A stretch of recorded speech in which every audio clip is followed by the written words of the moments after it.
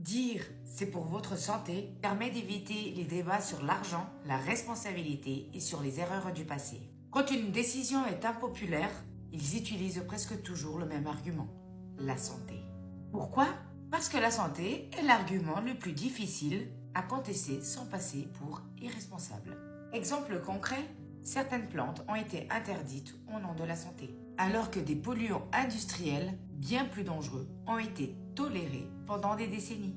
Autre exemple, des produits, des normes ou des restrictions sont présentés comme pour votre bien, alors qu'ils répondent aussi à des enjeux économiques, juridiques et politiques. Ce n'est pas que la santé est un mensonge, c'est qu'elle devient un écran qui cache d'autres intérêts. Alors dire c'est pour votre santé permet justement d'éviter les débats sur l'argent, sur la responsabilité et sur les erreurs du passé. Du coup, psychologiquement, ça fonctionne très bien, parce que personne ne veut être celui qui s'oppose à la sécurité des autres, comme par exemple la plante de la pampa.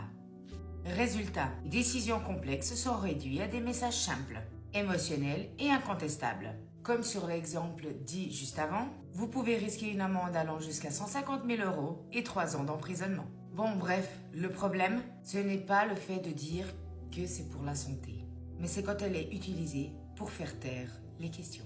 Une société zen protège la santé, mais explique aussi toute la vérité. Sur ce, dis-moi en commentaire si tu as déjà remarqué ce mécanisme. N'oublie pas de t'abonner et de prendre soin de toi.